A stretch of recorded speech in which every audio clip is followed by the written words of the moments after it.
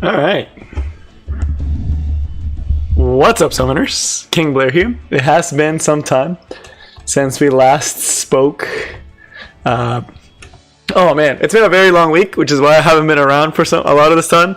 But I am back. Hopefully not as hey, what's up, Renpai? Thanks. Glad you could drop by.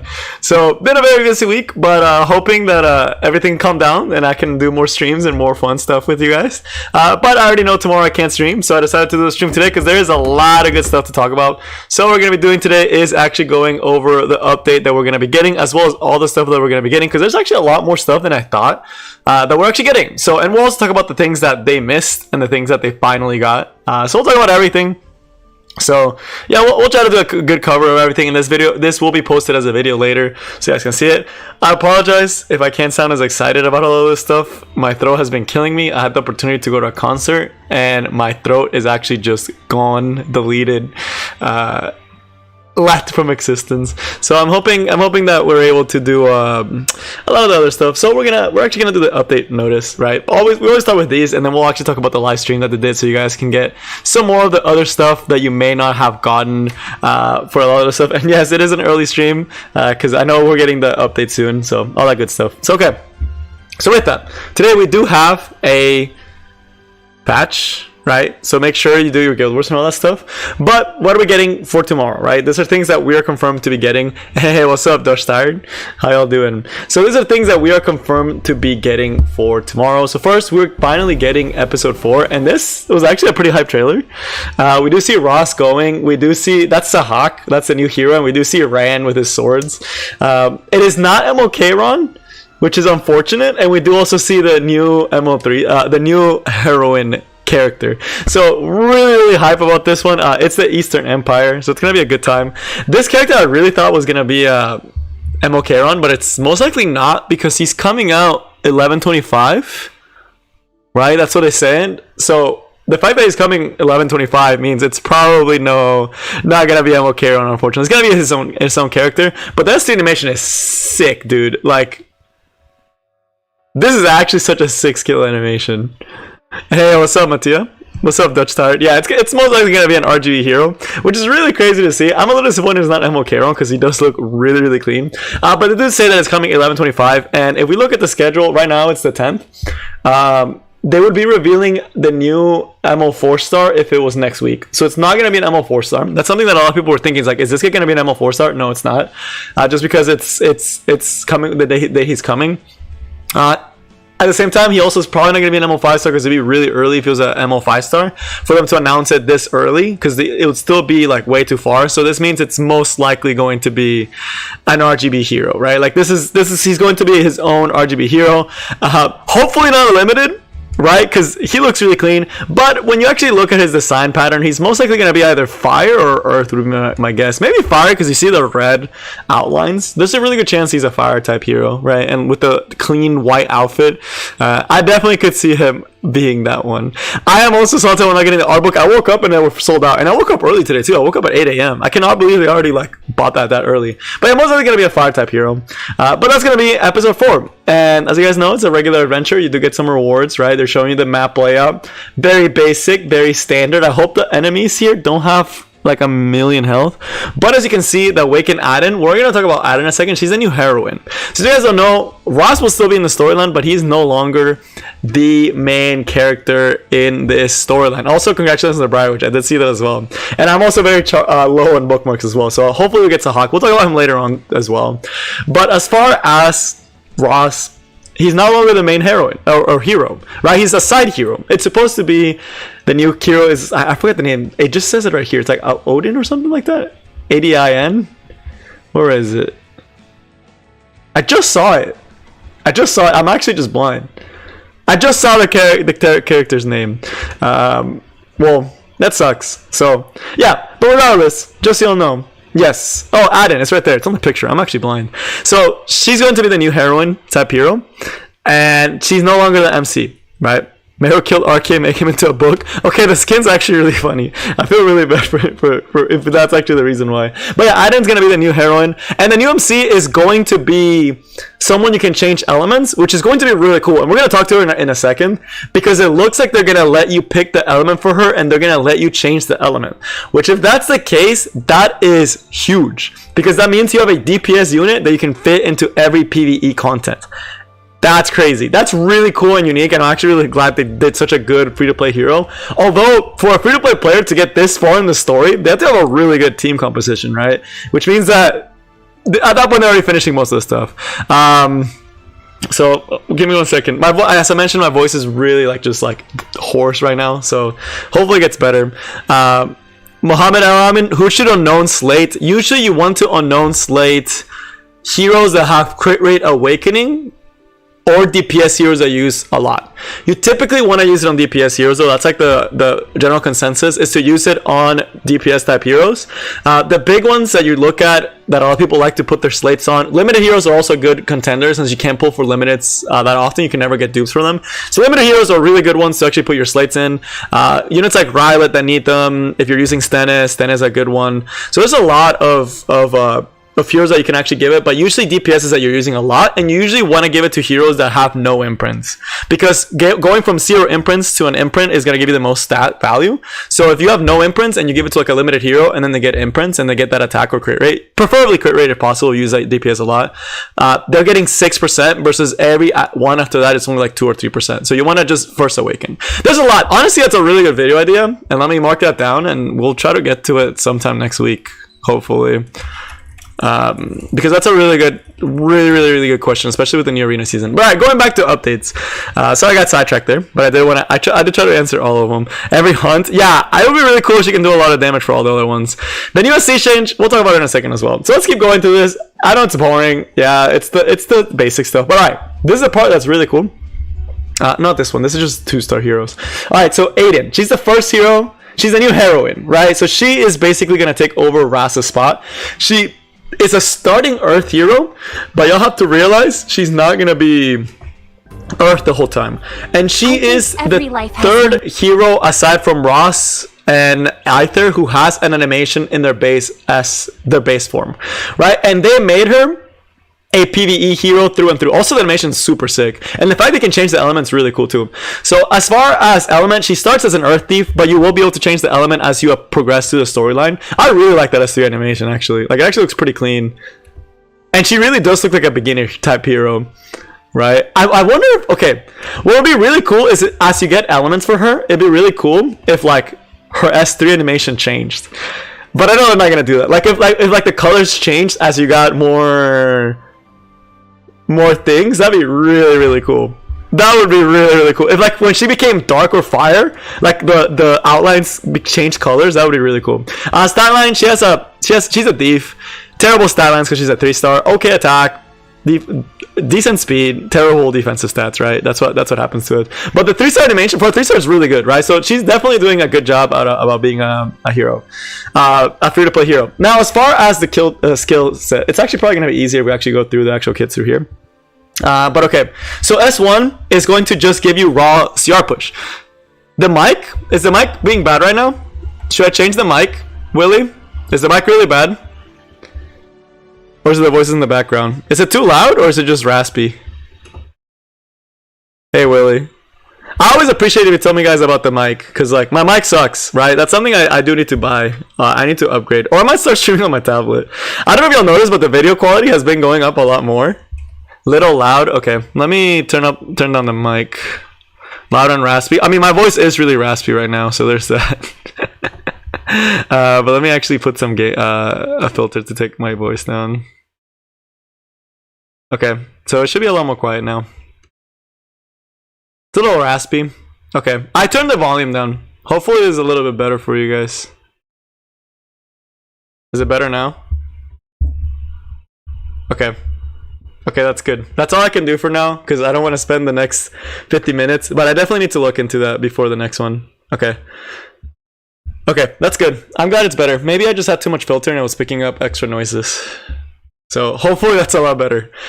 All right. Thanks, Uli, for letting me know. All right, but going back to her, to Odin, man, I really want to be hyped. Like, I really, really want to be hyped. But if I try to be hyped right now, my voice is gonna die. So I'm trying to keep it at a monotone tone to not absolutely just destroy my voice and not be able to talk for the next 10 years. But as far as her kit, the fact that she gets CR push, this is actually really cool. For a lot of reasons. There is a lot of PvE content that requires you to have CR pushing. This makes her, since you can change her element, this can make her good for Fire Expedition, right? You can make her a water elemental unit, and because her S1 actually gives you CR pushing, you can actually put her into a water element, right? So then she can be a really good DPS for Fire Expedition, right? Or you can change it, or just the CR push just lets you take more turns, which means you're doing more single target damage, right? The S2 is going to be an AoE attack that has a chance to make enemies unable to be buffed for 2 turns. It's only 80% chance, but an AoE unable to be buffed for 2 turns, it's pretty good, right? And you do more damage with fewer enemies, again, making her more of a single target one. Can be good for Banshee, right? That's the big one. It's pretty good for Banshee. It's pretty good for Asimekon too, because with this skill, you can actually hit the other enemies, and you stop Asimek from getting... Well, you have to be careful with the debuffs, right? But it does stop them from getting a lot of the buffs that the Asimekon can get, right? So that's actually a pretty good one, right? It's actually a really, really, really, really solid skill. And then, of course, the S3 is going to be Lightning Bolt, which is going to be a single target skill that gives her weakness shard for 2 turns. And if you crit, you have a chance to decrease defense for 2 turns. I think when you scale this up, it goes up to 100%. Let me actually double check that, because they don't show it. They don't show the skill ups here. But they do show them up here. So let me see how much so this does go all the way up to 100% decreased defense. So if you crit, you're guaranteed to get the decreased defense, and if you soul burn, you get the decreased you get it guaranteed, right? And of course, weakness shard, the buff that she gets, gives her a 10% boost to boss targets. So she looks like a really good PvE hero. I arguably think she's going to be one of the coolest heroes. Then there's a good chance that she'll actually get adjustments to her skills. Although I think her base kit's already really good, right? I think like the kit the way she is already, I don't think they need to change her kits at all, right? The fact that this will make her like a staple PvE unit, because she's a hero that can single target decrease defense, which is amazing for boss taking. She gets increased damage against boss units with the buff that she can get from this. And on top of all of that, she gets soft CR push and can apply unable to be buffed. That's a really good hero for PvE. Like, her PvE potential looks really good for a single target damage dealing unit, and most likely she's gonna get an SC at the end of the story, similar to what Ross did. So she'll be a staple PvE hero. I hope that Smilegate lets everyone have access to her, versus making you have to wait till you get to episode 4. Because as we mentioned, a lot of early game players actually struggle with episode 2 and 3. Like, the end of episode 2 and episode 3 as a whole is really hard for a lot of players. It's something that it's gonna take them like a few months for new players to actually catch up. The bosses are really hard, right? Yeah, chapter 2 is really hard for a lot of people. Like, that's a chapter that a lot of people do struggle with, right? And of course, like for us, like for me, it's a breeze, right? But it's a lot harder to go from like 1 to 2 and 2 to 3 and 3 to 4, right? So it's really, really hard. Like, they'll have to manual the whole thing. They'll be on the summon pool just like the episode 3 stars. I hope they just get them, right? I hope we just get this hero. Yeah. I mean, episode 3 had really hard bosses. Like the Belian fight, I have no idea how I got past it. I have no idea how I got past the Brenus and Kana fight. That fight sucked, dude. Y'all remember that episode 3, the Brenus Akana fight? Dude, that was such a toxic fight. I have no idea how I got past it, but I did. I don't remember what I used, but I remember thinking it was really hard. Maybe they only gave it to people that are in chapter 4. I agree. Yeah, I hope they give it to everyone. Although as an Earth hero, she doesn't do that much except Banshee. So I'm not gonna go too much into the storyline. I just know that is a boss fight, just so you'll know, and it's really hard. Abyss is still harder, of course, absolutely. But it does force them to play the game. Oops, I dropped the mic. But yeah, I mean, like, it's the bosses that are hard, right? So hopefully, I mean, we'll see. Hopefully, but the reason why I say that is because she's a really good 3-star hero. Like, she is a really good 3-star hero, and the thing about it is you're gonna get the most mileage out of her as an early game player. Because as a late game player, like, we already finished all PvE, right? Like, everyone here already probably finished their end game PvP teams. Like, I have no use for her. Outside of just she looks cool and I'm probably gonna incorporate her. Maybe she'll make my teams better, right? But the most use will be for early game players, which is why I think it makes more sense for them to have her. But we'll see how she is. And again, you can get all the different awakenings. Yeah, so you have to kind of farm her for her awakenings, which is kind of interesting. It's kind of cool. That's why I say they're not gonna be able to do it. Hey, what's up, Deeds? It's been a long time. It's been a hot minute. Advent unit, oh, for sure, Tab. The fact you can change her elements. But again, as you go, you get to awaken her. So they're basically making it so you have to like go through and actually like clear missions, which is a really cool concept, except for the fact that it screws over early game players so hard, dude. So early game players won't get access to her until like way later. Although they'll still be able to use her, which is good. And yeah, you get Mercedes and Ross later on too. So definitely promoting people to actually do the story. So that's good in its own right. It'll still be nice. They'll still be able to get it at a decent time where they get a lot. Alright, this time is for all my PvP people, the Guild Wars new season. I actually am really excited for this season, and the artifact is kind of insane. It single-handedly gives you the most stats of any artifact in the game, right? And for a very long time, I don't think we're gonna match even close to how many stats this thing gets. So new one is this guy. They're continuing the storyline of whoever this guy is. There must be some war happening. But this artifact alone gives so much goddamn stats to the whole party, right? So what does this actually give, right? This is going to be giving effect resistance to all allies. You increase it by 20% when it's maxed out of all allies. On top of that, the caster also gets an additional, and it explicitly says additional for a reason, 50%. This means that you're getting 70% to the holder of this artifact, that it's not class reliant. You can put it on any hero. You give them 70%, and you're giving your whole team 20%. If you go just of stat rolls, that's like about 2 rolls per hero. So that's 4 rolls, plus the extra 2 that you get. So that's 6 rolls, plus the extra 6 rolls that you get. So it's like 12 rolls of gear in one artifact, essentially, that you're getting for free. Essentially. So you're getting about like 12 rolls worth of stats. That's a lot. That's a lot of ER. And it brings up some really cool combos and some really cool counters. So I'm really excited to see how this is actually going to play out in the grand scheme of things. With how everything's going to be. It adds a really good control counter. It makes it really easy to counter control now. Just because you have a lot of ways to actually put this on heroes that can actually make use of it and can actually block a lot of the things that go on with control teams, right? This is really good against things like AOL. It's really good things about Fairy Tale Tenebria. It's good for a lot of things, right? And it's just so many stats. What I'm really curious to see is with Christie, right? The ER 3-star, if this will stack on top. Because if it does, you can essentially make a unit CC immune along with this artifact base, or like really high ER for free. So that's the one that I'm really curious how it's going to interact with them. If y'all don't know what I'm talking about, it's this one. Let me find her.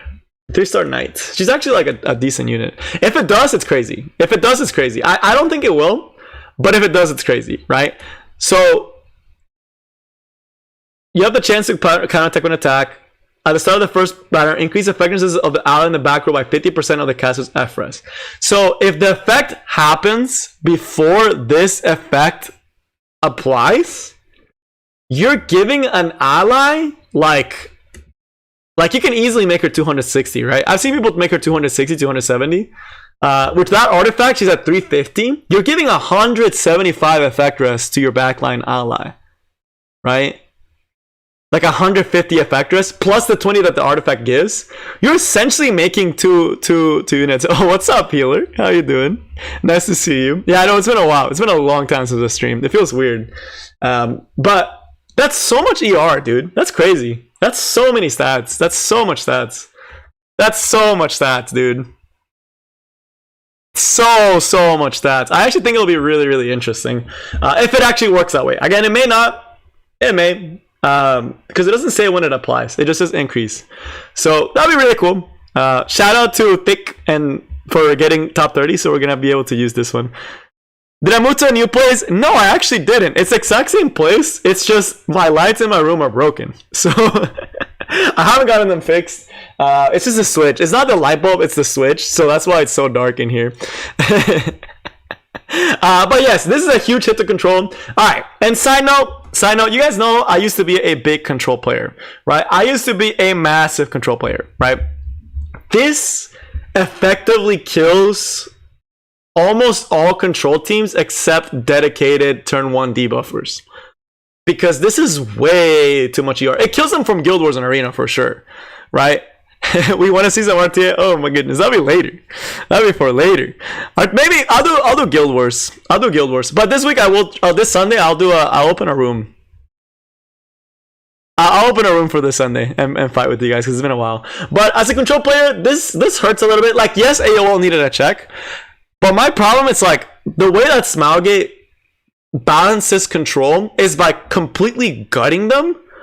And then releasing another control unit that if they want to release another control unit, they have to make them overly broken or they just get countered by everything that's in the game. You know what I'm saying? Like if we look at like control units, right? This essentially kills any debuffer that's not a dedicated debuffer, right? Because this is a lot of stats to try to get past, right? And in Arena and in Guild Wars, you and I were getting debuffed in that content again, right? Like ever, right? Even AOL, she would have to drop so much stats to try to be able to get past a cleanser with this artifact, right? You can just slap that on and just climb for free if they have that. But like when you think of control units, like you can see how much it's like power creep. Like Broman used to be the broken control unit, right? Like he used to be the big deal. Then it was a Tywin, right? Who cannot get past his artifact, by the way. And then we have Fairy Tale Tenebria, who, because of Fairy Tale Tenebria, we got Dilibet and we got Emil Cowrick and some other stuff. We also got Guide to a Decision and some other things that were there just to counter Fairy Tale Tenebria, because she's still a really good control unit, right? But people were getting her up to like 300 effectiveness, right? Which is crazy, but people can actually do that with Curse Compass for turn 1.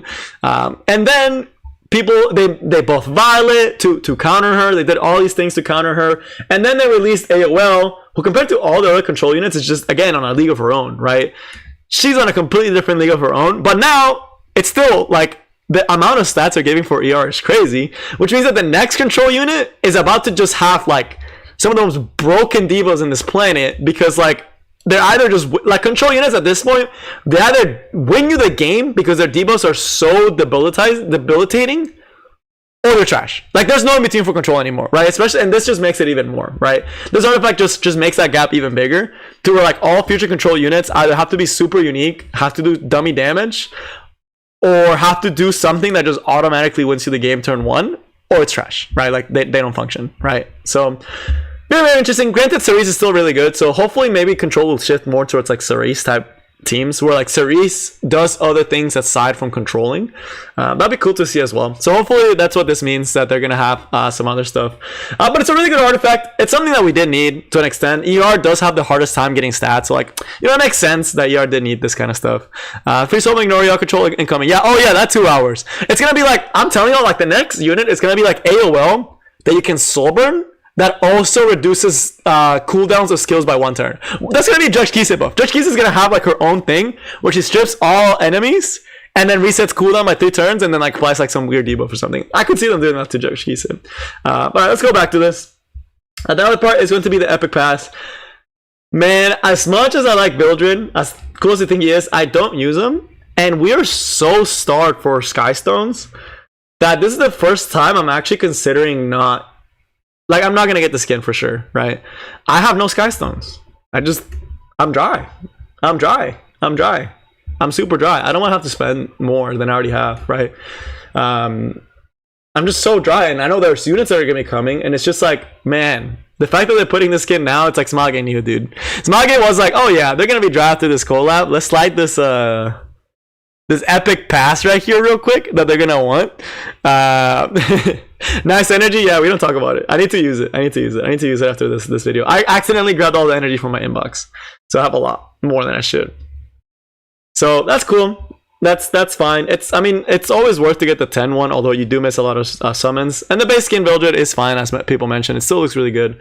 But for people that wanted a Vildred skin, it is a really sick Vildred skin. It does suck that it took them this long to release. But as always, as far as value goes, it's always good to get the 10 one. You do get a lot of stuff that you normally can't get, which makes it worth it. Mimas is in the contract. You're not wrong. I did say if I had over energy, you just like it'd be like that. Man, Builder looked like he hella worked out in the past, bro. Holy moly, look how buff he looks in this. He looks like a stick in his base form. But now to look at the base form, because this dude look jacked.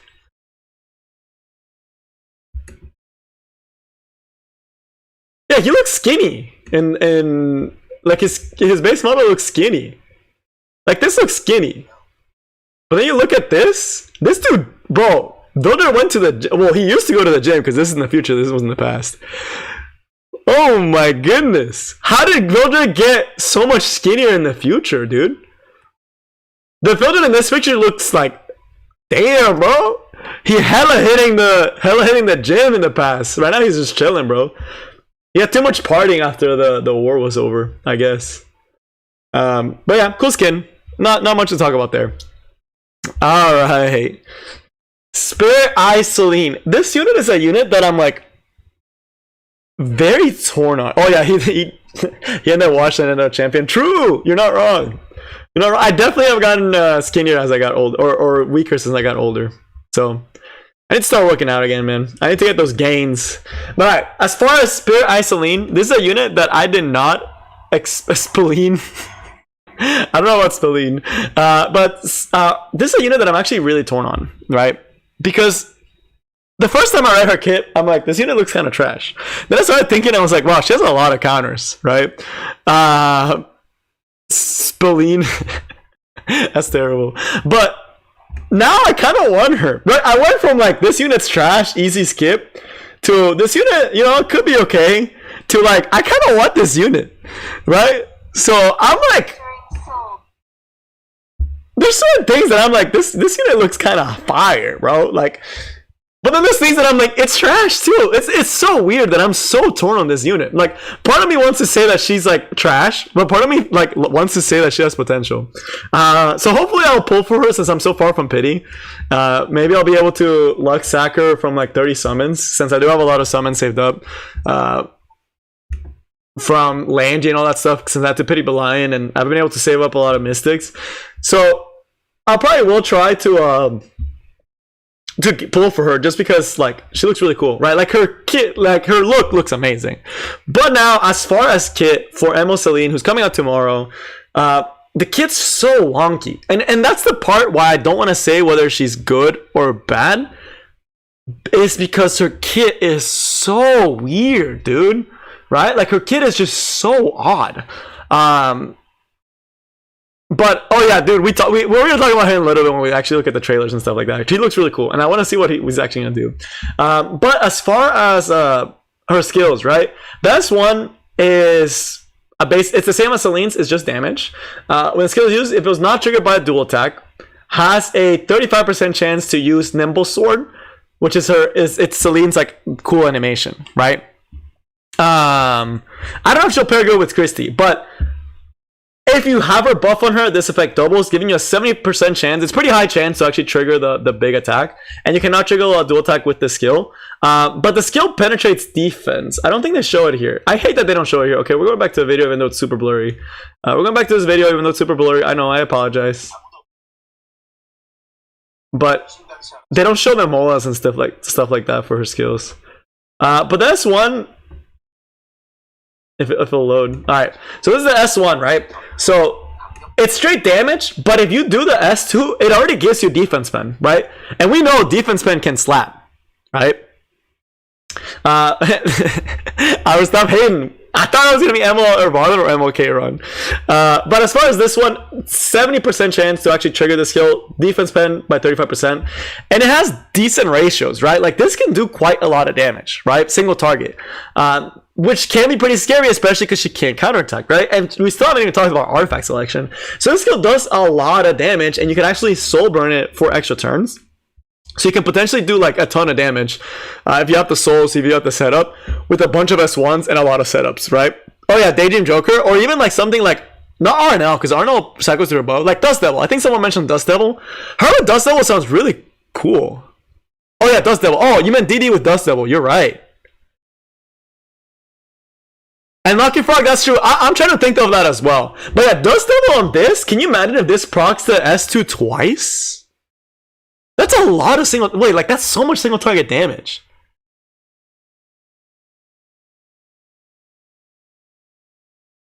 That's so much single target damage. If this actually procs Daydream Joker, it doesn't say that you can't trigger off of a counterattack or an extra attack. So it can actually trigger off of Dust Devil, which is a lot. And Dust Devil can trigger off of counterattacks.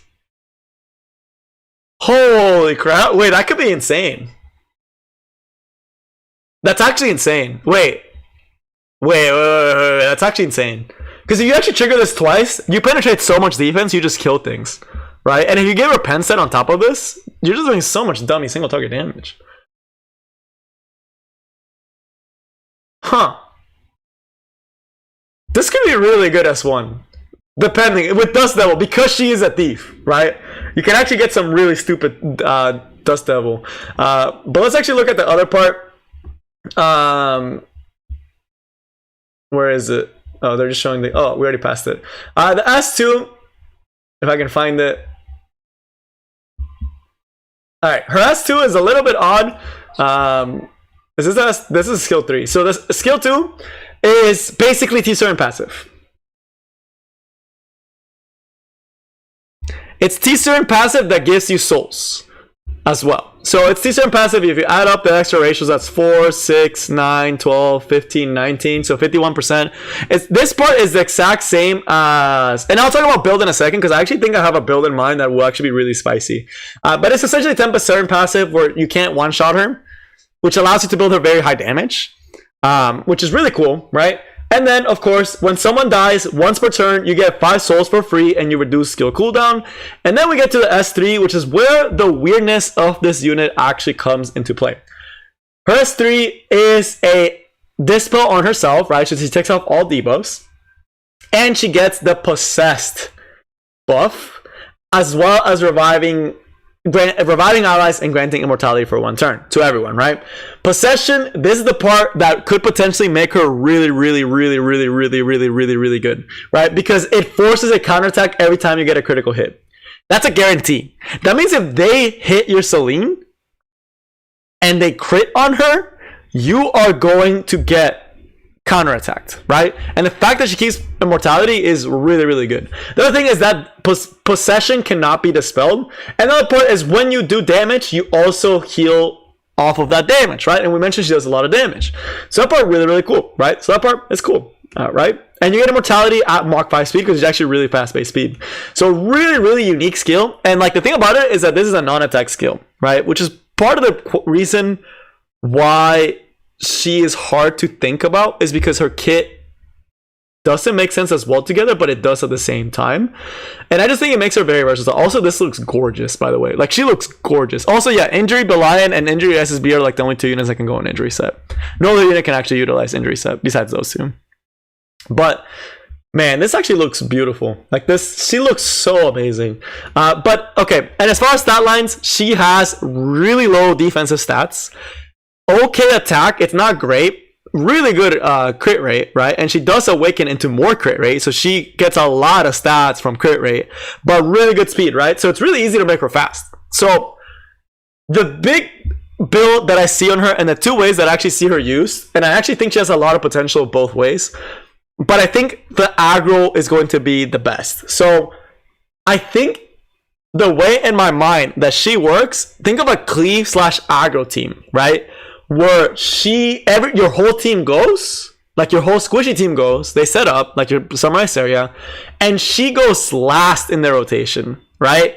If you do it that way, then you essentially are able to like keep your turn alive for 1 more turn, right? So this can protect your squishy units for 1 more turn, where if they don't have ways to actually strip you, they're gonna lose, right? So that could be really cool. Or if you're taking this into things like Rem or Violet, if things go really badly for you the first time through, like let's say Ram counter every single time, but Lion decided she wanted to just destroy your team, right? Well, if you use her at the end of your cleave, you can reset button with S3 and bring them back, right? So it kind of looks like an insurance type of unit, right? The other way is if you try to outspeed a cleave. If the cleaver doesn't have ways to actually deal with her, your whole team gets immortality. It completely cuts Strauss cleave, right? And like different types of cleave units, because you're able to just completely block them if they don't have any form of strip, right? They have to bring Pillis with them. If they don't bring Pillis or a way to actually strip you, if you build her fast enough to where she goes right after your opponent uses their Ran or their Cerise, and then you have your unit go, and you have them cut in between that little scenario, and you can even give her the Celine artifact as well in that situation, right? Because the Celine artifact also would allow her to cut in case you want to make her a little bit slower. It would allow you to cut into those type of teams because you just get the thing for free, right? So you can also potentially make her as an anti-cleave unit. And the one I'm talking about is this one. This can potentially let you cut certain types of cleaves because you get CR pushes that use a non-attack skill, right? So that's, to me, that's what I think will be like her best, right? Like that to me is the potentially like her best situation. Now, on the other hand, I think she could also be decent for bruiser teams. Why? If they're not targeting her, right? If they're letting you, because this skill, what's the cooldown on this skill, right? On her S3, the cooldown is 5 turn cooldown. So if you have her in a bruiser draft and they're not actively trying to target her down, and you use this skill early in the fight, and let's say they're going as the fight goes, right? Things are going to be dying, and as units are dying, by the time that your team is dead and she gets her next turn, she can revive the whole team and completely swing the pace of the battle, right? So in a booster draft, they have to respect her, right? They have to actually try to kill her, but at the same time, they don't want to try to hit her because she's going to counterattack and she's going to absorb damage as health and she's going to do her skills, right? So it puts them in a situation in a booster draft where they want to focus her, because if you don't focus her, she's going to be resetting skill cooldowns as units are dying through the fight. And then you're going to be in a situation where, you get to a point where you kill the whole team, but you didn't kill her. She'll still potentially have her skill up. She'll be able to S3 right at the end of her passive, right? And then just be able to completely bring the team back, swing the advantage in your favor, and you win the game, right? So that could be really, really, really, really, really, really, really dangerous, right? For the opponent. It could be something that completely just blocks them. But as with any unit, is Revenge Set active when you revive? Yes. Revenge Set would be active when you revive. But as with any unit, she does have quite a few counters, which is originally why I thought she'd be trash, is because she does have so many counters that are actually, a lot of them are really good. So the big one is going to be Pillis. This S3 requires you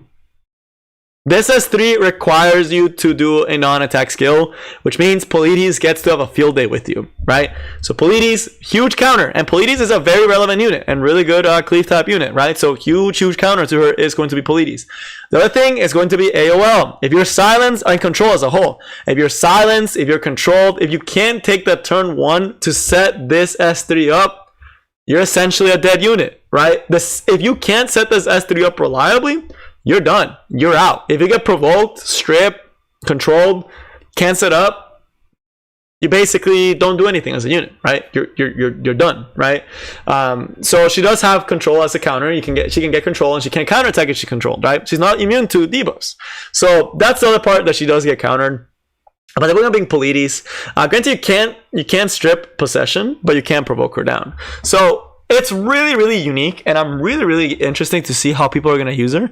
But in my mind, she's actually going to be a good unit. Like, the more I think about her, the more I'm like, this unit's actually going to be pretty good. The big reason being because she can actually have such a high damage potential. And as far as someone that asks for build, right, I think she has to be on lifesteal, because unlike Tempest, she can't hide. If she's not on a lifesteal type build, she's going to get blown up so fast, right? Before she even gets a chance to like do anything. Because even though you already do heal from this from your S3 being active from your possession, it doesn't really do a lot if you can't heal past that threshold, right? You have to do enough damage to heal past the 50% threshold to a point where it actually matters. But you also need the speed to be able to set up possession, right? So it's gonna be a lifesteal unit that has to be fast. So it's gonna be really interesting, right? I can't imagine having a team where you don't want to hit a single unit on the enemy, right? Can you imagine a team with like her, Violet, who's another, Belian? Who's another really annoying counter type unit? Let's slap on Crimson Armin just for the protection. And then some other like support or like a flex pick. And then who do you hit, right? Who do you hit? Who do you go against? And multipliers are not bad. So I could see them. I know I just mentioned all the meta units. Yeah, her and those meta teams sound so annoying. Like, because you don't want to hit her, but at the same time, once she has this up, you don't want to hit her, but at the same time you do, because if you take too long to kill her, she's gonna come in at the very end of the fight, and she's gonna blow down her S3 and just completely negate all the work you did, right? And then you're back to square one. So that's potential. And let me actually look at the damage calculator, because I think they actually do already have the ratios out. So because she gets self crit, right? Let's say we're gonna put her on Daydream Joker. Let's say we can do. This is something that I can expect her to do. Spirit Eye Celine. There we go. I can see her getting 2,500 attack, 200 area crit damage, right? She doesn't self attack buff, I don't think. Yeah, she doesn't self attack buff, if I remember correctly. Yeah, she doesn't self attack buff, so we're not gonna hit her attack buff. Let's pull back up our Epic 7 damage calculator. So she can't self-attack, but let's give her pen set, because why not? And let's put her against a bruiser. And standard bruisers are around 1400-ish nowadays. Let's not put damage mitt yet. Let's just put that. So her S1 Nimble Sword, which is a guaranteed skill, is doing 8,000 damage. It's not guaranteed to get this skill every time, but you're going to be getting it quite often, but you're guaranteed to counterattack with S1. So at worst, you're doing 8,400 damage on a bruiser type hero. Assuming you have it on pen set, that's pretty good actually. 8,400, right? And if you proc Dust Devil, you're doing this twice. So that's like 1,600 if you proc Dust Devil. Every time you counterattack. That's the thing you have to realize. Because a lot of people are like, oh, that's not that much damage, right? Like, oh, Violet's S3 does 1,400, right? But you have to realize this is without attack buff. Which, if you have an attack buffer, she does way more damage. But it's every time they hit her. If they crit, they're triggering this skill. So that's a lot of damage that you're looking at. Assuming that you're not getting hit by Stene or Landy or all the other stuff. You had S1 and Nimble Seed damage, right? Yeah. Yeah. I mean, this is assuming you're going for a lifesteal build on a really fast set, right? You're definitely going to see people that are doing full cleaves teams, right? Let's say you didn't put it on lifesteal set and you put it on speed set. You could actually do something more like this. And let's say you put it on a cleave team. You're looking at doing this much and they can't crit you. Because if they crit you, you're just absolutely blowing them up out of the water. And this is on a bruiser. This is like on an A Ravi. You're doing this on an A Ravi. You're doing this on like bruiser units. So, and she doesn't need to be fast. I think I'll use her with lifesteal. Just so she gets actually really hard to take down, right? Although, if she does enough damage, it'll be really interesting. So it's really cool. If you can actually proc Dust Devil twice, that will be really, really good. But assuming you have attack buff and pen set with these stats on a bruiser unit, you do 12,000 assuming you proc the sword. And if you proc Dust Devil, you can do this twice. So if you proc Dust Devil and this triggers twice, they're just gone. Like, no unit in the game survives that. Except like Fawn Cecilia, right? Or like dedicated tanks. Or like Aureus protected bruisers. So, very interesting. Very, very, very interesting. If these had a feeling artifact, yeah. Yeah, I think she'll be good for an aggro draft. As I mentioned, I think her best draft is going to be an aggro draft and a cleave draft, because if you have a very squishy team, right, and you're using her, you're guaranteeing your squishy team one more turn with the S3. You're guaranteeing them one more turn because you're giving them immortality, assuming they have no Polides, right? No Polides, no AOL, no like control unit. You're guaranteeing them one more turn, and you're also giving them a hero that they cannot hit. So I think she'll be a good aggro hero. I think she'll definitely be unique. Yeah, and I think you want her to go at the end of your combo, so you get immortality to everyone. She goes at the very end of your combo, and they just can't hit her, right? Like they'll be really scared to actually go ahead and hit her, because she'll just be able to potentially one-shot them, right? Because she'll guaranteed counterattack. Guaranteed counterattack. That's so good. Any unit that can guarantee counterattack is already going to be good. I think Rimuru and Violet, right? Both those units are guaranteed counterattacks. That's really good. The thing that I'm curious about is the wording of this skill. Is this the exact same wording as Emoken? I think it is. Yeah, I think it's the exact same wording as Emoken. So Landy and Stene will still kill her. So again, she does have counters, right? Stene, Landy, you know, like the usual cannot counter attack type heroes will definitely do good on her, against her. Control will do really good into her, and Pillis will do really good into her. But I think she'll be a good addition to the game. I think she'll be unique. I think she'll be cool. I think she'll be a fun unit. But I think she's also gonna be kind of toxic. And now, last but definitely not least, I believe this is the last part, right? Yeah, it is. Yeah. Oh, and the skins. I forgot about the skins. So the last one is going to be SC Pillis, and she is a little bit on the weird side. When I look at Pillis, it's so weird. Like, I read her kit and I'm like, it's kind of a weird kit, right? Can she counter a stun because the cleanse happens before the attack? No, because the S3, it's an actual activated skill. So she cannot cleanse. She loses pretty hard to control. If you lock her down before she does S3, she's useless.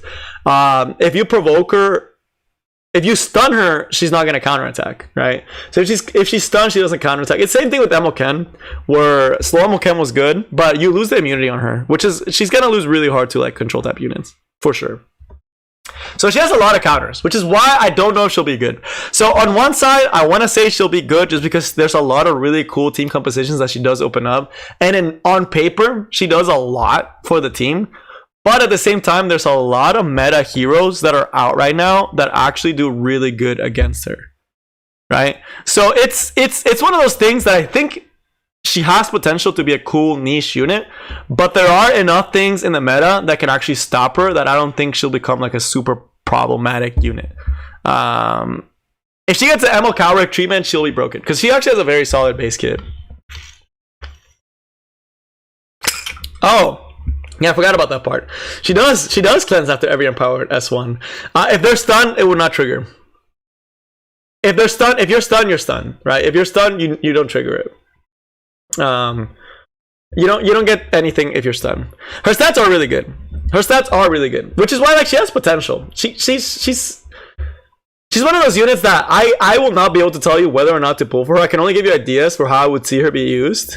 But she's going to be a unit that a lot of testing and team composition building and meta shifts will affect a lot, right? She's a unit that has like the kit to be potentially really good. Her design's amazing, right? Design alone is why I want to try to pull for her. But aside from design, as far as usage, she has potential to be a really cool unit, right? In the right situation. Like in this situation, she reset because she was really fast, right? And the fight took long enough. This is what I'm saying, where like a Bruiser one would be really scary because a Bruiser one could potentially have this all the time and just be able to completely shift the game on its head because you revive your whole team with immortality.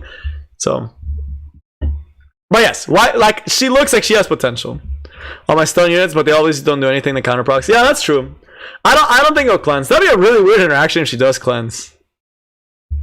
Yes, exactly right. Exactly. She has potential as an aggro unit, which is what I think she will be.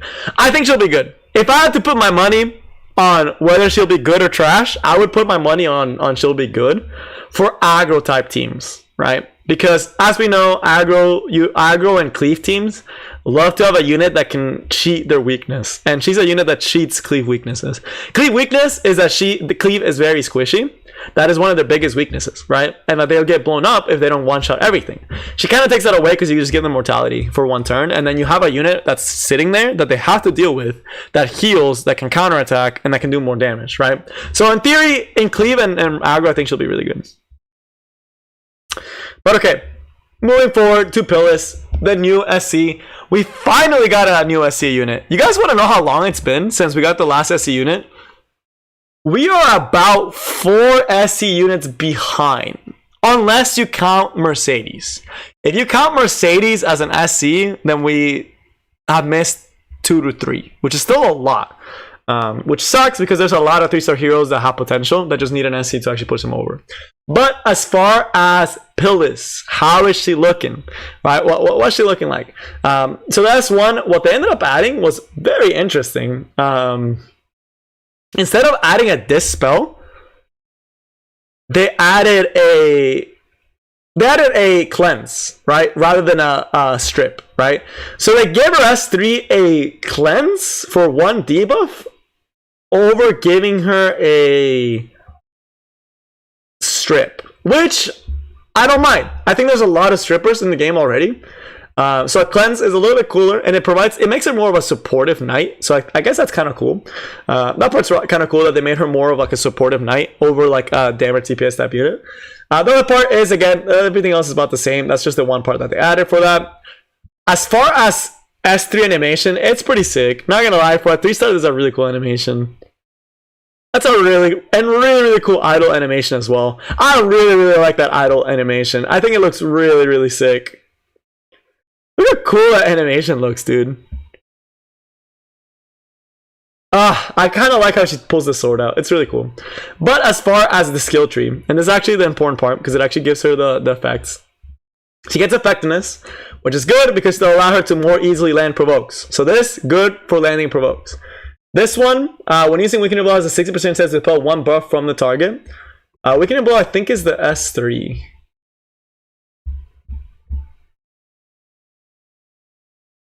It's not. It's the S1. Wow. That's annoying. Her S1 has a chance to dispel 1 buff? That's really annoying. Like this on Elra's sword is going to be so annoying. Because she has a provoke on S1. I don't know if y'all knew that. But her S1 has a provoke, right? So her S1 now also gets a chance to dispel a buff from the target. That's really annoying. Because that means that she can strip immunity and provoke an enemy. Which means you're not safe from her. And she has effectiveness to actually land the stuff. The other one is that she increases hit chance for S3. But yeah, she's going to be a counter set Elra's sword type unit, I think. Let me actually pull her up so y'all can actually see her current kit. So y'all can see what was added. Episode 2 and 3 are gear checks. That is true, Dave. They are meant to be gear checks for the most part. And team checks. You can actually cheese a lot of them if you have the right team. But yeah, Weakening Blow. This skill has a 75% chance to provoke. With the new skill, you can also strip before you S1. Which means that a counter set Elris, you can strip a immunity and put a provoke. That's really annoying. That's really annoying. The other one is when a target is provoked after using Perceptive Slash, you get an AoE Camarenius boost. And that's her S3. So when she has 3s, if they were provoked, you get a nice little CR push. This one gives her sustain.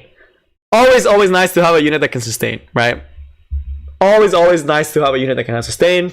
Prosperity Rune, when she has higher 70% health, she gets a frick ton of FRS. I don't know why Smage right now looks like they're really pushing FRS. That seems to be like the play that they're going for. They're giving FRS to almost anything or everything, right? There's actually a lot of FRS. That's a whole artifact for free. That's a lot. She just gets it for existing, right? That's really good. And then the hit chance, she gets increased hit chance, and she gets increased hit chance on the S3, which means that she has a 100% chance to hit Violet on S3. Fun fact. Her S3 can actually completely 100% provoke a Violet. Will not miss. And has a very high chance to hit Violet, right? Because it's 75% chance on the S3 when you add them both together. Then you also get the speed increase. And on top of that, you also get combat readiness after being attacked with an enemy with provoke or redirected provoke. So Fairy Tale Tenebra and her have some synergy. 85%, wait, can I not do math? No, it's 75% chance healer. 30 plus 45 is 75% chance, right? Unless I can't do math. But I'm pretty sure that's 75% chance to hit. And then the sacrifice, 15% combat readiness. Oh, resist. Yeah. So resist, yeah, I forgot. 85% chance. My bad. I forget that, yeah. Not 100% chance. Yeah. Okay, I see what you're saying now. You're right. For the other one, she does get nice CR pushing, which means she can cycle her S3 quicker. And then on top of everything, she has a nice little damage reduction passive that I think is probably the one that it's a nice little ad. This is the one that a lot of people are like, oh, this is gonna kill Rem, this is gonna kill Violet, counter units are over, their career is over, all this stuff, it's over for them. It's not that much, y'all. Like, it is good. It's nice that she gets damage mitigation against counterattacks, dual attacks, and extra attacks. But it's not like gonna stop Belian from absolutely murking your team, right? Like, Belian is still chunking your team and stripping, right? It's just he's chunking you. It'll take her one more S1 to kill your whole team, essentially. It is really nice though, right? For what it does with Aureus, it is a lot of damage mitigation. So it's a nice little ad. I'm not gonna say it's bad. I'm not gonna say it's bad at all. By no means is this a bad skill. It's a really good damage mitigation. It does not stack on top of Proof of Valor, and it's not gonna stack on top of it's not gonna stack on top of Proof of Valor. It's not gonna stack on top of Adamant Shield. So that matters very little, but it's there in case you don't double up on your Night artifacts. But it only will trigger the damage reduction on a counterattack, dual attack, or extra attack, right? So there's that. But 100%, I mean, it's nothing to laugh at. That's still a pretty good amount of damage mitigation, right? Aziza Bellona that normally does 5k damage is only doing like, what? 3,500?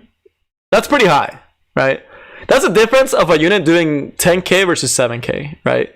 So it's a whole extra counterattack or dual attack for a lot of these heroes. So it is nice. Also, Skylar, in Epic 7, when it says when an ally, it implies self as well. Just FYI. That's how their wording is. You're considered your own ally, which is cool. Right? So counter like in Epic 7, when an allies include yourself. That's just how wording in Epic 7 works. Oh, does it say it at the end?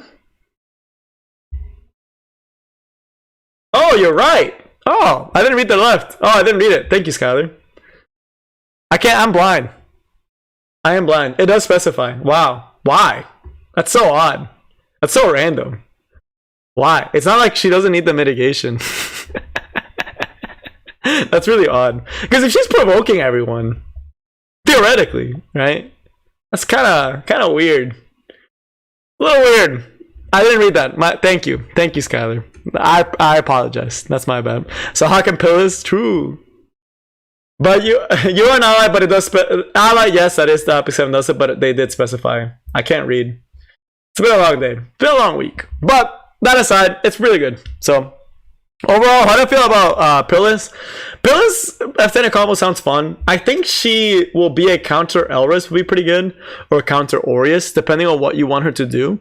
If you want her to be like this, like really annoying provoke knight, I think Elris counter set Pillis makes more sense because you'll be able to provoke down a lot of enemies and control the pace of the game. Kind of like Senya, right? Kind of annoying. And Senya's pretty annoying when she counterattacks and procs all Elrises, right? That can be pretty good. That's one way to do it. You can also do lifesteal to try to keep her alive, although I don't think the damage is like out of this planet. Let me actually check the damage calculator because she didn't get any increases to her base stats, like HP or defense, and I don't see any ratio increase. Is she not even gonna? Oh, she is on here. So Pillis, she's not gonna have like any attack. Let's say you can actually put her on crit damage build. Most knights on crit damage builds are closer to 230 than they are higher up than that. Say for some reason you slap on Penset. I don't know why you would do that, but let's say you slap it on. And then the caster's defense, you can make her pretty chunky. It's not like insane, right? And that's max stacker. Like, it's not insane damage, but it's a nice little poke, right? Let's even bring her down a little bit lower in terms of Ephra or Pen. It's a nice little poke.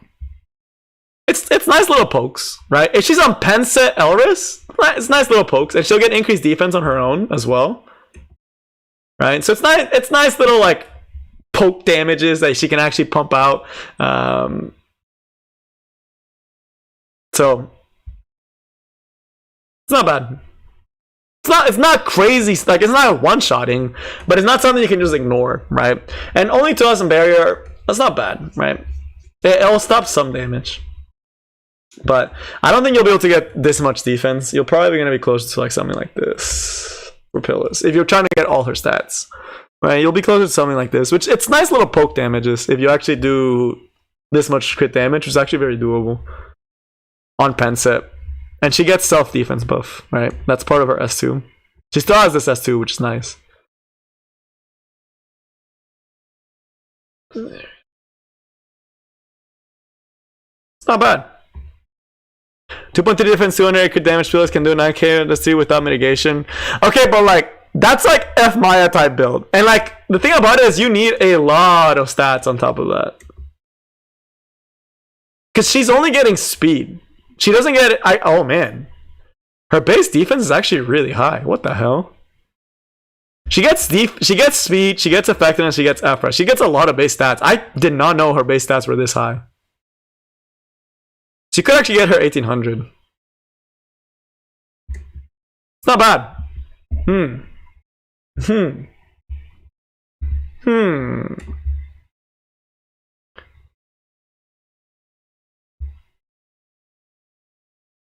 Interesting. I'm trying to think. Noble Oath. Noble Oath would be interesting as well. I mean, the other thing is you can also slap her on the new artifact too. Because I'm thinking if you give her the new Guild Wars artifact, you get so much ER on her. Which I don't know why you would need that, but I mean, it's not bad to have the artifact on someone. It's so much stats for free. But she can also be on this artifact as well. And just have a starting 130 FRES without putting a single stat into it. But yeah, Noble Oath would also be pretty good. But it's not bad. I mean, it's not bad. I spaced out with the calcs with the defense stacking passive. Yeah. I did add with the passive. I did max it out with the passive. So I put max stacks. Attack all 3 times. But getting this much C damage and high defense is going to be really hard. Like, you have to have a very specific set for her. Like, for you to do this much, it's pretty hard. Right? So, I don't think she'll be like a full-on damage dealer. I think she'll definitely be more of a support poke. Think more like Fallen Cecilia and like Senya than like straight up like F Maya. She's not an F Maya, right? She's not there to one-shot. Gear can roll high. High rolls are completely luck. Yeah, that's true, Skylar. It's just to have an artifact on someone, but it is weird that she has such high starting FRES. I guess it's just she doesn't get decreased, broken, or provoked. But without high ER, it does let you not use immunity. You can actually get away with using Penset and no immunity set on Pillis, just because she has such high starting base ER now. Because she starts the fight with 60% ER, right? So she gets 60% ER for free off of her runes, as long as she's over 70%.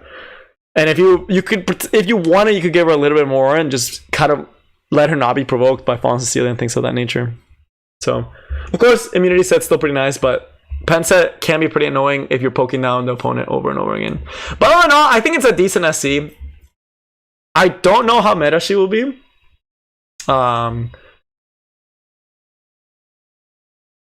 Or how insane she'll be, but she looks okay. Like, she looks like she'll be at least... She's usable. We'll leave it at that for now. She's usable. Yeah, it would be cool if she had her own lifesteal.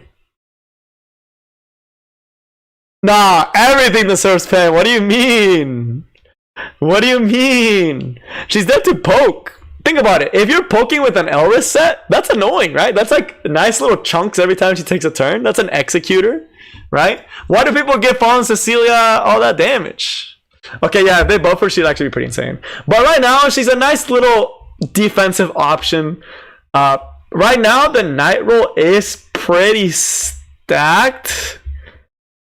My only problem I see for Pillis. Oh wow, they added this? They took them this long to add that. I did not know that. Almost every other gacha game does this. It's crazy that this is the first time that Epic 7 actually finally does this. This actually might make it the first time purchase actually worth it. But I just don't know in what situation you pick Pillis over another of the knights. Right? Like that's just my thoughts. Like when do you pick her over someone like a Fallen Cecilia or a T Crosset or a Crimson Armin, right? Like Crimson Armin, she may not have that mitigation against the extra attacks and dual attacks, but Crimson Armin's mitigation is all the time. It's unconditional, right? You just always get it. And they both provoke. Fallen Cecilia provokes as well. T Crosset stuns. She can hit Violet, which is nice, but she doesn't hard CC Violet. That's just the thing. I'm really just wondering, when do you pick her over all the other knights? Like, when do you pick her over any of the other knight heroes? Like, what's her niche? Because every knight right now has a very specific niche. Right? Do you just use it to... Guild Wars, she is actually really good, right? Yeah, against Violet, she's pretty good. In RTA, I'm thinking RTA. In Guild Wars, you definitely can use her.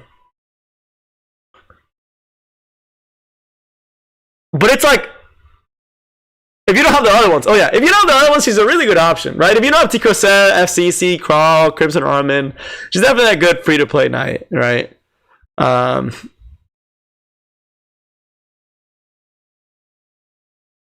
But Violet can still solo and stuff like that. I guess you stop Violet from appling, and her damage is decent, right? Like her damage is not negligible.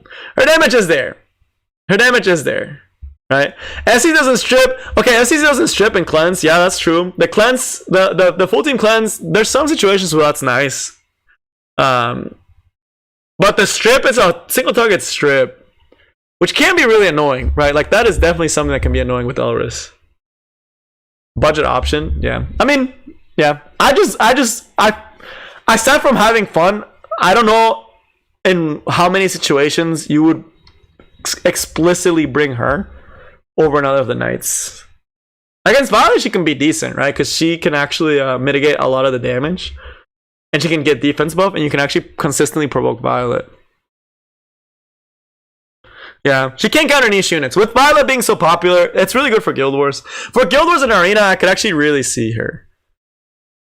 It's okay. Yeah, I guess in that situation, just the fact that you counter a really prevalent unit it's good enough, right? The other thing is you can also try to Luxac with S1. Because it strips, you can try to Luxac a Rem. If you Luxac a Rem with S1 and just keep the whole team alive for a turn, it'll be interesting. Fairies of Three-Man will also be fun because you get a lot of cycling. And you do get defense buff, right? It's just not on command. It's just whenever you get hit 4 times, you get a defense buff, which can be really annoying. And it's every time you get hit 4 times. So you could theoretically have defense buff all the time. Yeah, this has no cooldown, by the way. This skill actually doesn't have a cooldown. That's really cool, actually. That this skill doesn't have a cooldown. You can theoretically have a permanent defense buff up for your team. So that's cool. Yeah, I could see that. I could see her being on the same level as, like... Definitely at least T Crosset right now. If we're trying to make straight comparisons, I see her being on the same level as someone like T Crosset. So, we'll leave it at that. I think that's, like, where I see her being potentially good. Because she can provoke, so she can trigger this. She can trigger this quite often, right? 4 times is not that many times to get hit. If there's a lot of AOE's, you can probably get hit. And if you're provoking enough with something like Elris, you can definitely trigger that more often than not. Like there's definitely situations where you can trigger that almost every turn or every rotation. You can actually trigger it. So she'll definitely be a unit to have in your pocket. I imagine she'll not be too hard to build. And she can be pretty annoying to actually lock down certain evasion units. What I'm really worried about is that Smoggy, it's going to release some crazy evasion units because they're like, oh, we have Pillis to provoke them. So it's balanced. Because that's how Smoggy likes to do things. They'll release like a unit that is going to counter a unit in the future. So I could very much see them doing that. Like they'll use her as an excuse to release another evasion unit. So, but I don't know. She's alright. She looks like she'll be fun. She looks like she'll be interesting. The damage is like not super insane. It's a little bit on the lower side. So I definitely think that the damage is not like insane, right? Like it can be good, right? I'm not saying it's trash, right? But you're not most likely going to be looking at 4K every time. Assuming you build it as a crit damage type knight. It's nice poke damage, but it's not crazy. She has to be paired with F10, she doesn't get countered by unbuffables. That's fair. There's a lot of ways to actually counter control units now, though, which is nice. But yeah, there's a good chance that they're starting. At least this shows that Smage is acknowledging that evasion is a problem. At least, and counterattacks are a problem. Like Pillis, to me, even though she herself may not stop the meta right now, she's a really good sign that Smage knows that counterattacks and evasion are currently a problem in Epic 7, right? So if anything, that's what I see Pillis. It's like their trial run at like actually balancing those type of things. So we're getting another Vildred rerun. That's fine. This is really cool. This pack sucks. Never buy this pack. Don't buy this pack, y'all. Do not buy this pack. It's not worth it. It's a lot of runes, but it's all farmable, right? And I think the price is not great. Oh man, the skins. This skin is so funny to me. It's such a weird skin. It makes Mercedes look extra thick too, dude. All these skins are making them look buffer or like dummy thick. Also, the book being Arky is actually so funny too. What happened to Arky, dude? What did she do to him? But no way Mercedes is that thick in game. Let me actually see. Yeah, she looks a lot more normal in the skin. She doesn't look dummy thick in the skin like her thighs.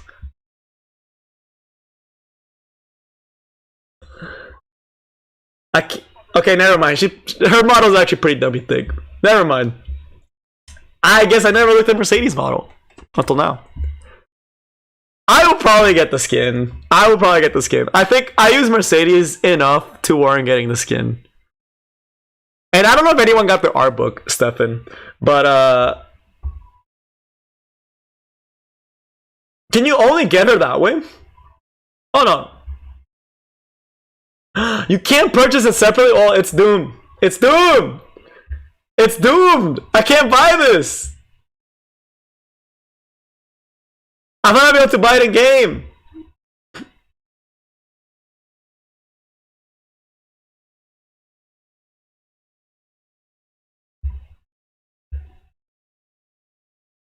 Bro, I really want this book.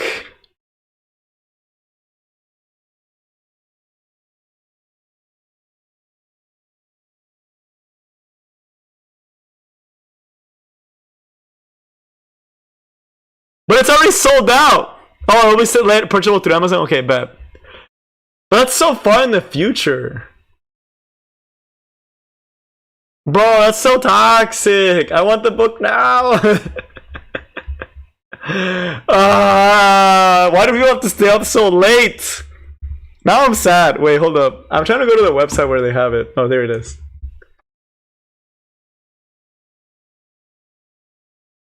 Oh, I didn't know the shop was still up. I have no idea of the conversion rates, but I know I can't get any other stuff right now. Because I remember I wanted this for a very long time. Yeah, it's sold out. I've been wanting one of these for a very, very long time. But every time I check the shop, it's like sold out.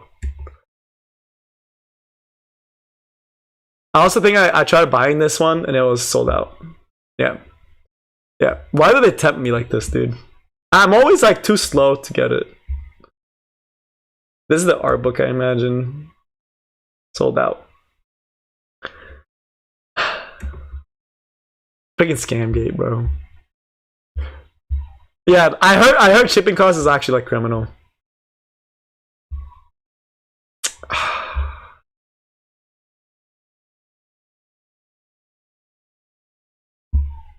Apparently they got sold through Amazon, but it's expired anyway. It's actually really sad. I'm glad I did get the game though. I don't know if y'all knew, but Epic 7 board game Arise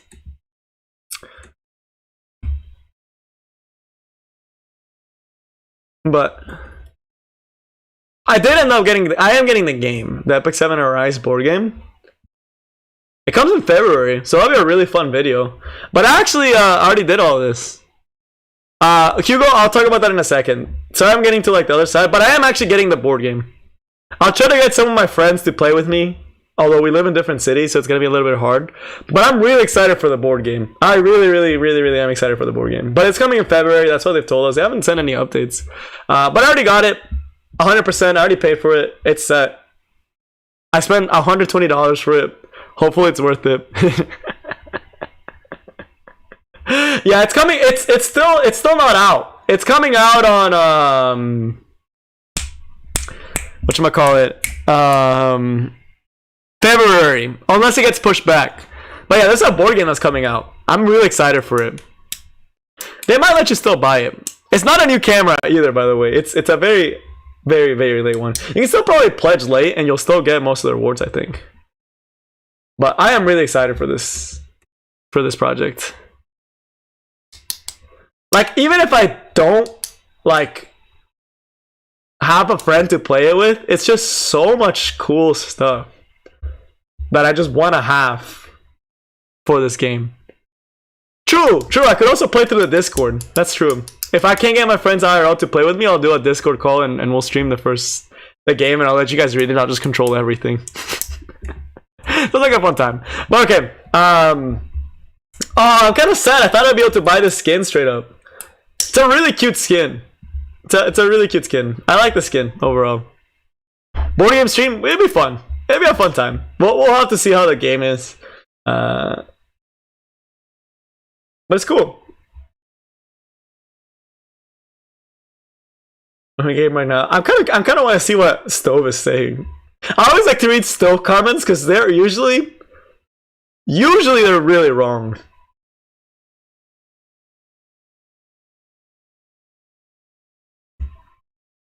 Emil, Charlotte, and Rami and Chance.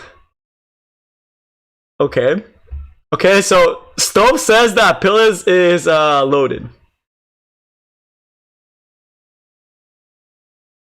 It's not what I thought, but I'll take it, I guess.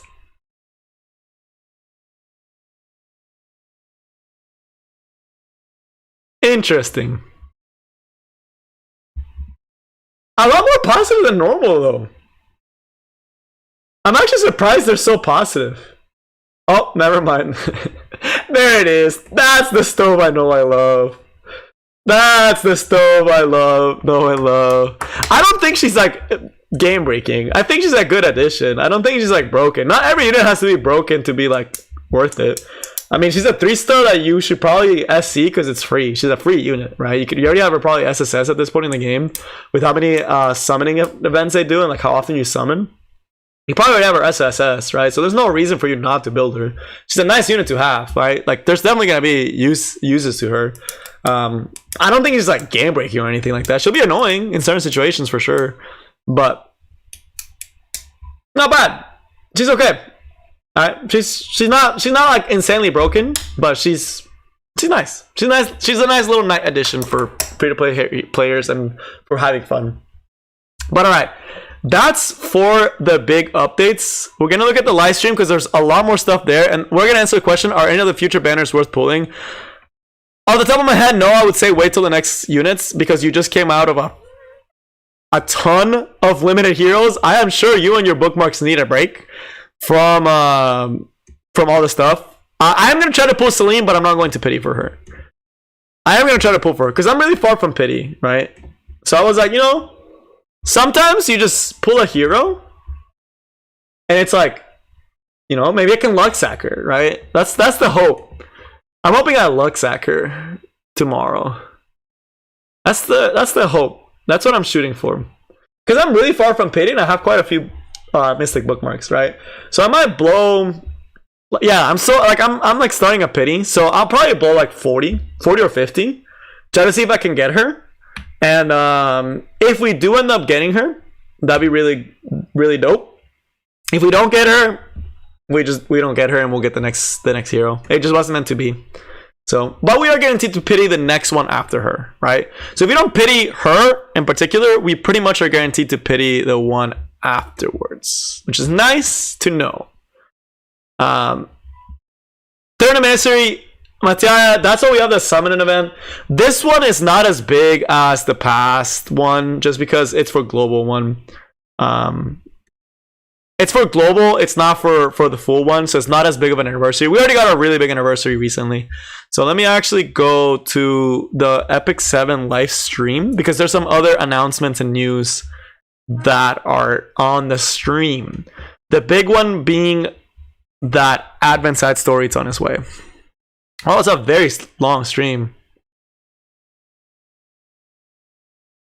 But let me show you some of the stuff that is going to be coming our way. If I can get to it. Oh yeah, let me get this right now. The Epic 7 Live. I hate that they still make you like manually have to go to the stream to actually collect this, man. But I just saw the code, so that's why I'm doing this right now real quick.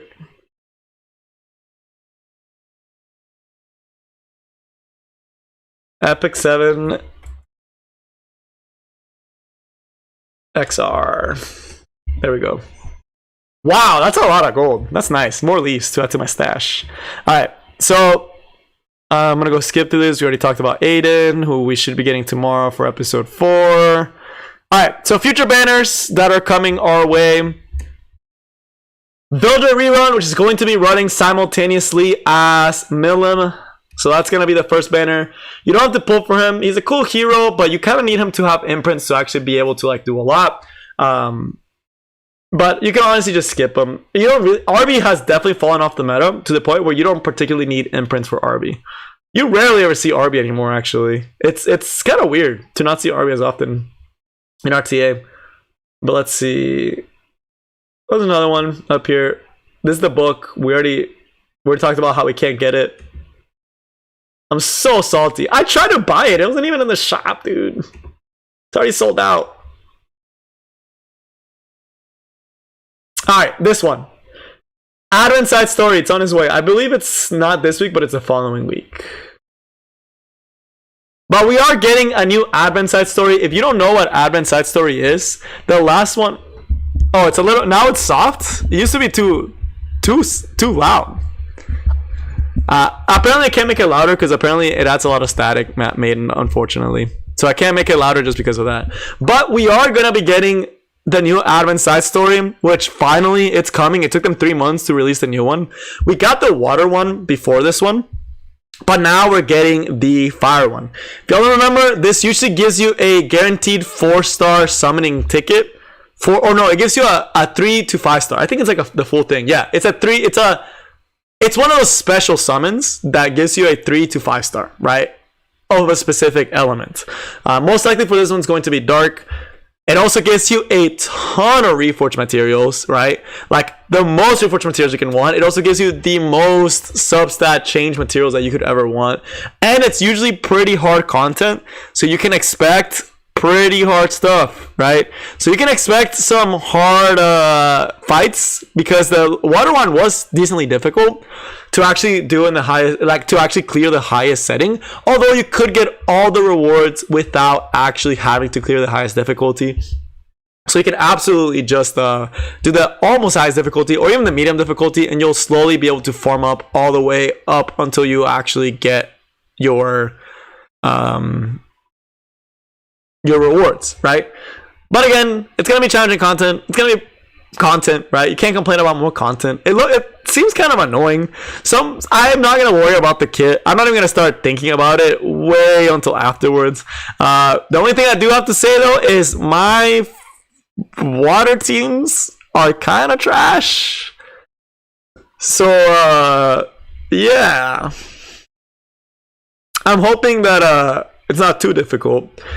But last time it wasn't too bad. You're able to just move gear around and were able to clear it. And you didn't particularly need to have all the water heroes that they really wanted you to have. As long as you had mono element, you were fine. So yeah, it just happens that a lot of my good heroes are actually earth heroes. So I cannot really use earth heroes in this one. I'll have to use my mono teams. So it should be fine. Should be fun. So I'm not gonna spend too much time on it. I'll let it till it actually comes. We talked about Pillis. The week after, let me actually get to it. The week after Vildred and Milim, we are going to get a Tywin rerun. This dude is kind of trash right now. It's not worth pulling unless you absolutely need a frontliner for Fire Expedition. But he's okay. Like, I mean, you can still use him in PvE. But he kind of needs a buff. He's not in a good spot. You also do have Rowana along with him. She recently got a banner as well. They're probably doing this because we just finished the meta. It's nice reruns. Nice little break. Neither of the heroes are like must pull heroes. They're both heroes that like you can honestly go without pulling for them. I personally already have both of them, so I don't have to worry. Rowana would be nice to have for PvE purposes. She's one of the best PvE units. So if you don't have it, it'll be nice. But the thing you have to realize is we just came from a lot of limiteds and we're about to get even more heroes soon. So yeah, it'd be nice to actually save up on some of the bookmarks, right? And they're giving you a chance. The 5-star summoning ticket, I believe, is going to be for probably for the anniversary, most likely. So yeah, nothing too crazy, right? So all in all, not bad, right? And Epic 7 leaks. Let's see if we missed anything. You guys know I like to go through all my things. So they kind of show you what's coming, and I always like this website to see what's expected. So as far as the things that we have, we should be getting Castron soon. We should be getting Guardian level up. We should be getting Expedition level 4. Ancient Inheritance, I'm really hoping they send it at some point. I really want Ancient Inheritance to come. I really want Guild Wars content. It's a lot of fun. Incoming MO5, she should be coming, or MO either or, but most likely MO Lilius because she's the one that actually got teased. So there's that. Then we also know that exclusive equipments should be coming again in 2 weeks. We should be getting announcements for the next exclusive equipment rotation, and we should be getting the new Bennett hero Sahak, which looks super sick. This one I believe it's a rerun story, so like gonna be kind of a dead week next week, which we always need dead weeks. And then yeah, that's pretty much it. Yeah, we get the last of this. We got all this other stuff, and we're chilling, right? In case you haven't watched it, this dude looks sick, and he's coming in the Land of 25. Most likely gonna be a banner hero. This is gonna be arguably one of the best animations in the game. Like, it's just so clean, dude. Like, the camera angles are so amazing. I really thought this dude was gonna be MLK though, but he looks so sick. But again, just know that we just came out of several collabs, and he most likely will be a banner hero. I don't think Smilegate is tone deaf enough to make him a limited hero.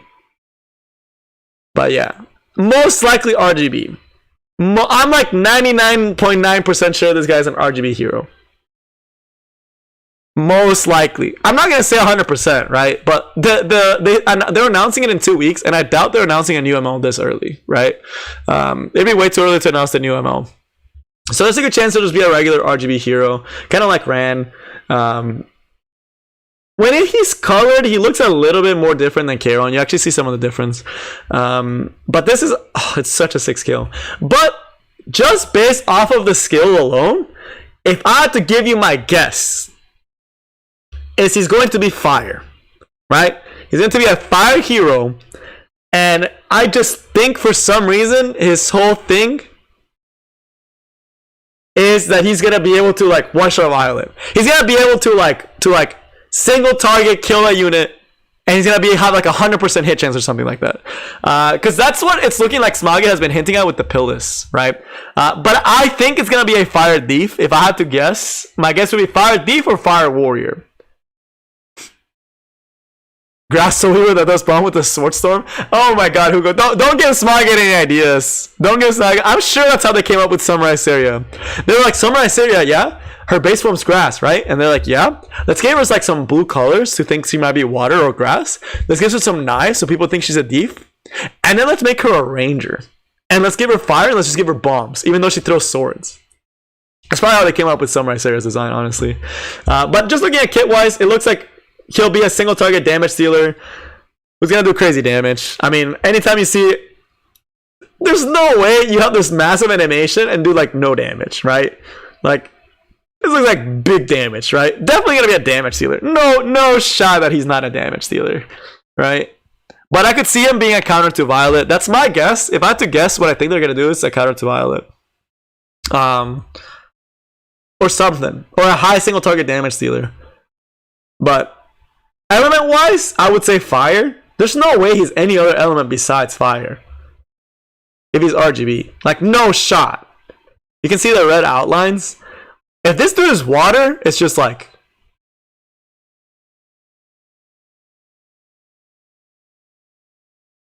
yeah.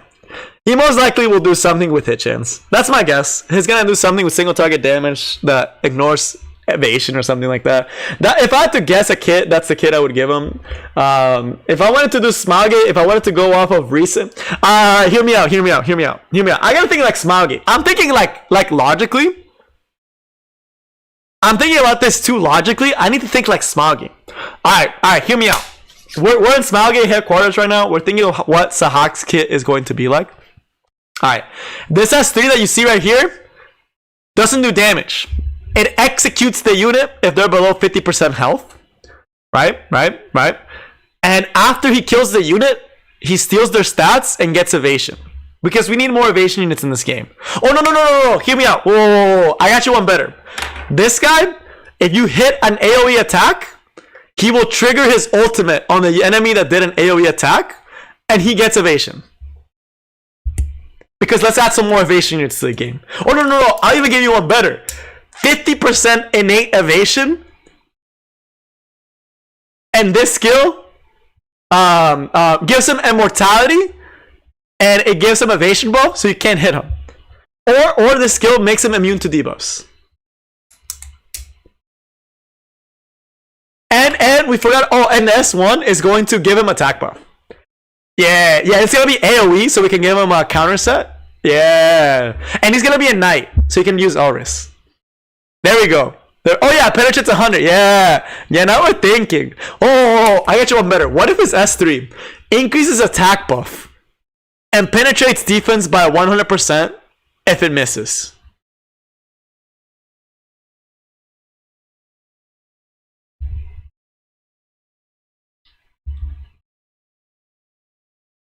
I'm just joking, by the way, yo. That's not gonna happen.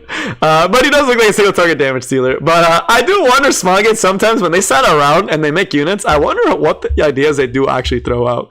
Because there's no shot you come up with something like Angel at Angelica and you're like, yeah, this is balanced. Oh yeah, this skill says S1. You're right. This is a counterattack skill. If you trigger a counterattack, it will counterattack with this skill. Although, you know what would be actually really good? What would be really cool? Possibility right after animation gives himself invincibility? No way. Does he actually? Are they making a single target damage Strasse?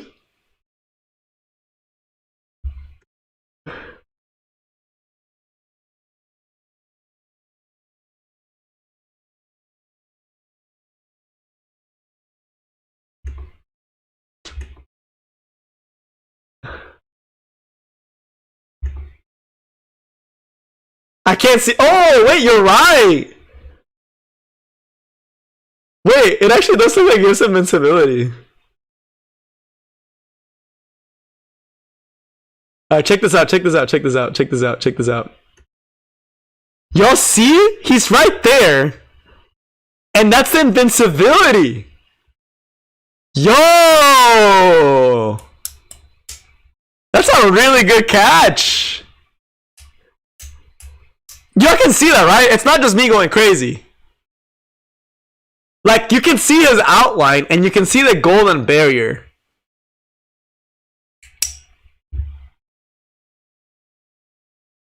Yo, okay.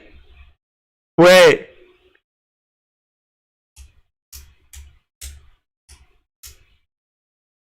A few frames earlier? Oh yeah, right here you can actually really see it. Yeah, that looks like he gives himself invincibility.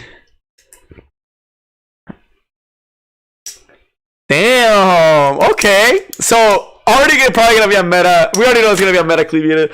Dude, why does Smogit do this? I hate that Smogit does this all the time. Like, Smogit will always like release units for one playstyle, will make one playstyle uber broken, and then spends the next 2 months toning down that playstyle and making another playstyle broken.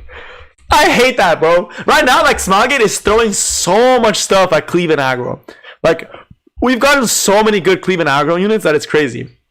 Last month, we got a ton of control units, right? With Samurai Seria and Angel and Angelica and all this other stuff. They threw a lot of control units. They threw cleave. With tanks, they threw in Belian, right? They just slap her in. They slapped in Rimuru, right? Although Rimuru ended up being just like a broken unit, period. So there's that. But wow, I'm excited. It's a lot of cool stuff coming its way. So, all right.